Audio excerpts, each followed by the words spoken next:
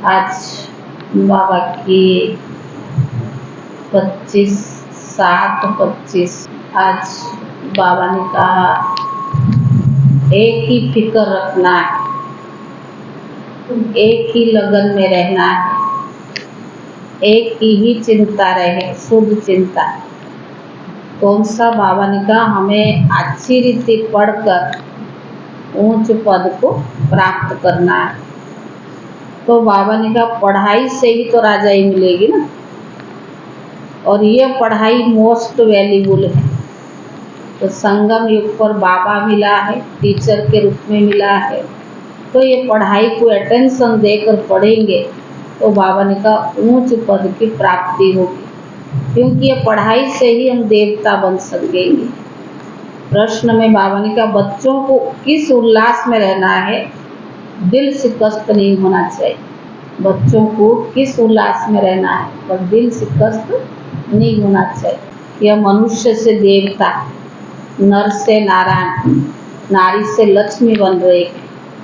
तो बाबा ने कहा जो लक्ष्य सामने रहेगा तो सदा उल्लास रहेगी।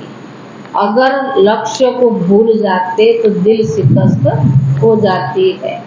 तो बाबा ने कहा सदैव लक्ष्य को सामने रख करके हमें अब लक्षण को भी धारण करना है, और लक्ष्य को सामने रखकर लक्ष्य के अंत तक हमें पहुंचना है। सारे मीठे बच्चे सदा एक ही फिक्र में रहो कि हमें अच्छी रीति पढ़कर अपने को राज तिलक देना। पढ़ाई से ही राजाई मिलती है। प्रश्न है बच्चों को किस उल्लास में रहना है, दिल से कष्ट नहीं होना है, क्यों? दो प्रश्न हो गया ना। बच्चों को किस उल्लास में रहना है, दिल से कष्ट नहीं होना है, क्यों? उत्तर है सदा यही उल्लास रहे कि हमें लक्ष्मी नारायण जैसे बनना है, इसका पुरुषार्थ करना है। दिल से कष्ट कभी नहीं होना है, क्योंकि यह पढ़ाई बहुत सहज है। घर में रहते भी पढ़ सकते, उसकी कोई फीस नहीं, लेकिन हिम्मत जरूर चाहिए। घर में रह के भी बावन के ऐसा नहीं घर ही बैठ कर पढ़ना है। गीत है तुम्हें हो माता पिता, तुम्हें ही बंधु सत्ता। ओम शांति। बच्चों ने अपने बाप की महिमा सुनी, कभी बाबा को देखा भी नहीं, याद में ही प्राण छोड़ देते तो भी बहुत अच्छा पद पा सकते, क्योंकि याद बहुत करते हैं ना। बाप की याद में प्यार के आंसू भी बहाते, वो आंसू मोती बन जाती।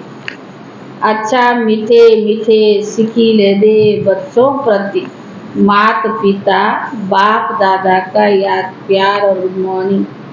रूहानी बाप की रूहानी बच्चों को नमस्ते, और रूहानी बच्चों की तरफ से रूहानी बाप दादा को याद प्यार और नमस्ते। शुक्रिया बाबा। धारणा के लिए मुख्य सार।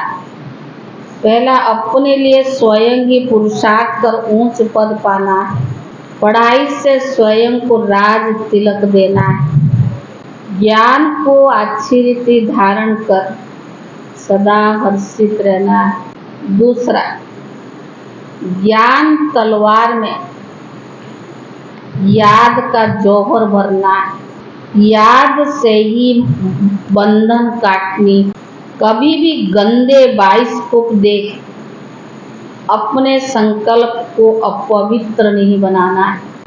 वरदान, लौकिक को अलौकिक में परिवर्तन कर सर्व कमजोरियों से मुक्त होने वाले मास्टर सर्वशक्तिवान भव।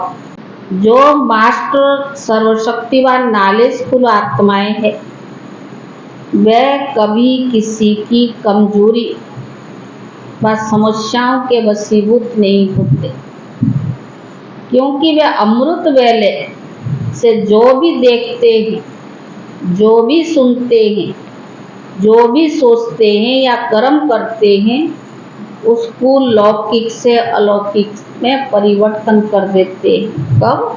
अमृत वेले से। कोई भी लौकिक व्यवहार निमित्त मात्र करते हुए अलौकिक कार्य सदा स्मृति में रहे। किसी भी प्रकार के मायावी विकारों के वशीभूत व्यक्ति के संपर्क से स्वयं वशीभूत नहीं होंगे। तमोगुणी वाइब्रेशन में भी सदा कमल समान रहेंगे। लौकिक कीचड़े में रहते हुए भी उसमें से न्यारे रहेंगे। स्लोगन: सर्व को संतुष्ट करो तो पुरुषार्थ में स्वतः हाई जंप लग जाए। आज की अव्यक्त इशारे: संकल्प की शक्ति जमा कर श्रेष्ठ सेवा के निमित्त बन। संकल्प शक्ति जमा करनी है तो कोई भी बात देखते सुनते सेकंड में फुल स्टॉप लगाने का अभ्यास करो। अगर संकल्प में क्यों क्या की क्यों लगा दी तो व्यर्थ की रचना रच ली तो उसकी पालना करनी पड़ेगी। संकल्प, समय, एनर्जी उनमें खर्चा होती रहेगी। इसीलिए अब इस व्यर्थ रचना का व्यर्थ कंट्रोल करो, तब बेहद सेवा के निमित्त बन सके। ओम शांति।